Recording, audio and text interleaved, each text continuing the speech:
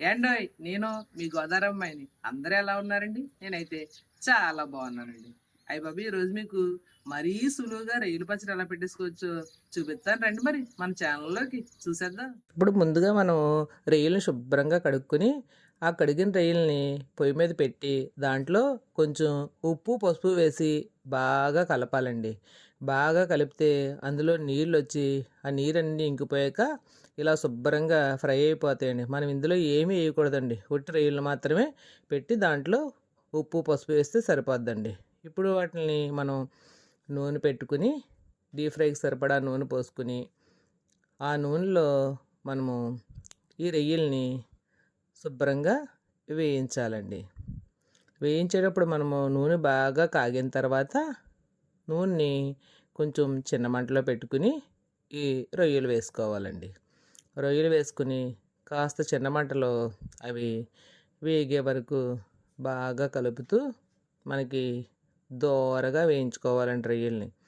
రొయ్యలు దోరగా వేగితే పచ్చడి చాలా చక్కగా ఉంటుందండి. అందుకని మనము బాగా కలుపుతూ చిన్న మంటలో పెట్టుకుని మీడియంలో పెట్టుకుని రొయ్యల్ని బాగా వేయిస్తూ దోరగా వేగిన తర్వాత వాటిని మనము ఒక పళ్ళెంలోకి తీసి పెట్టుకుందామండి. ఇప్పుడు వేగిపోయిన రొయ్యలు అన్నిటిని ఒక పళ్ళెంలోకి తీసేసుకుని ఆ మిగిలిన రొయ్యలని మళ్ళీ వేయించుకోవచ్చండి. ఇప్పుడు ఆ రొయ్యలు బాగా వేగిపోయినాయండి. నేను వాటిని ఒక పళ్ళెంలోకి తీసి పెట్టేస్తున్నానండి. అవి తీసి పెట్టేసి ఆ తర్వాత మిగిలిన రొయ్యలన్నీ కూడా వేయించేస్తున్నానండి. అవన్నీ తీసి పెట్టిన తర్వాత అదే నూనె మనకి వేపిన తర్వాత ఆ నూనె ఉంటుంది కదండి, ఆ నూనెలో మనం ఇప్పుడు అల్లం వెల్లుల్లి పేస్ట్ వేయాలండి. అల్లం వెల్లుల్లి పేస్టు అప్పటికప్పుడు ఆడింది వేస్తే చాలా టేస్ట్గా ఉంటుందండి. ఒక కప్పు అల్లం వెల్లుల్లి పేస్ట్ వేస్తున్నానండి.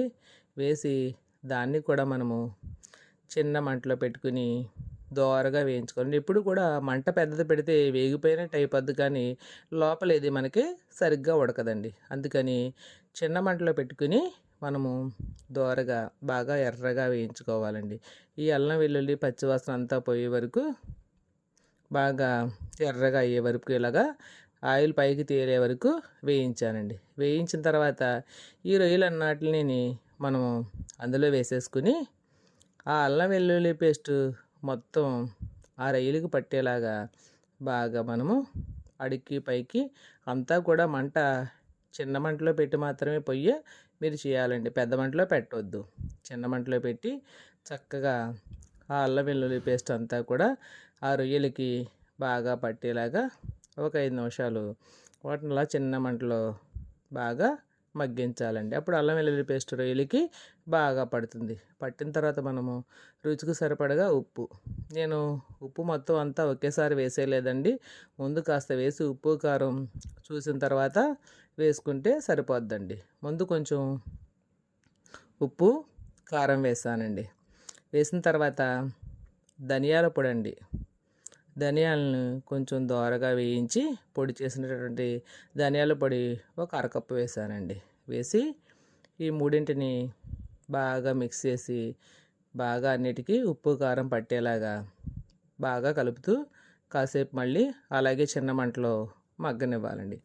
ఆ చిన్న మంటలో వాటిని కలుపుతూ మగ్గిన తర్వాత ఒకసారి ఉప్పు కారం చూసుకుని మళ్ళీ తగినంత కారాన్ని ఉప్పుని వేసానండి. ముందే ఎక్కువ వేసుకునే కంటే ఒకసారి చూసుకుని వేసుకోవడం వల్ల మనకి బాగా కుదురుతాయండి అన్నీని.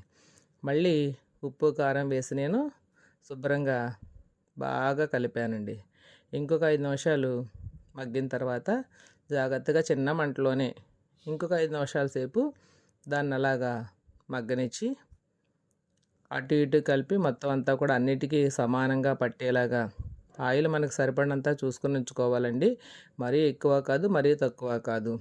అంతా చూసుకుని బాగా కలుపుతూ అలా 5 నిమిషాల సేపు ఎక్కడ అడుగంటకుండా జాగ్రత్తగా కలుపుతూ ఉండాలండి. జాగ్రత్తగా కలిపి అన్నిటికీ కూడా సమానంగా పట్టేలా చూసుకుని అంతా మగ్గిన తర్వాత దాన్ని కిందకి దింపి చల్లారబెట్టాలండి. బాగా చల్లారిన తర్వాత ఒక 4 కాయలు నిమ్మరసాన్ని వేసానండి. బాగా వేడి మీద ఉండగా వేస్తే చేదొస్తదండి కొంచెం. అందుకని చల్లారిన తర్వాత నిమ్మరసాన్ని వేసి బాగా కలపాలండి. చల్లారిన తర్వాత మాత్రమే వేయాలండి నిమ్మరసాన్ని. వేసి శుభ్రంగా కలిపి తర్వాత మనకు నచ్చిన దాంట్లో పెట్టుకుని బాటిల్లో పెట్టుకుని ఫ్రిడ్జ్‌లో స్టోర్ చేసుకున్నామనుకోండి, ఎక్కువ రోజులు మనకి ఈ పచ్చడి నిలవ ఉంటుందండి. బయట పెట్టామనుకోండి తొందరగా ఏ పచ్చడైనా సరే బయట పెడితే తొందరగా పాడవుతుంది. అందుకని నాన్ వెజ్ పచ్చళ్ళు ఏవైనా సరే మనము ఫ్రిడ్జ్‌లోనే స్టోర్ చేసుకోవాలండి. చూసారు కదండి మనం ఎంత సులువుగా పెట్టుకున్నాం రొయ్యల పచ్చడి. ఇది మీకు నచ్చితే ఒక లైక్, ఓ షేర్, ఓ సబ్స్క్రైబ్ మర్చిపోద్దండి బాబు.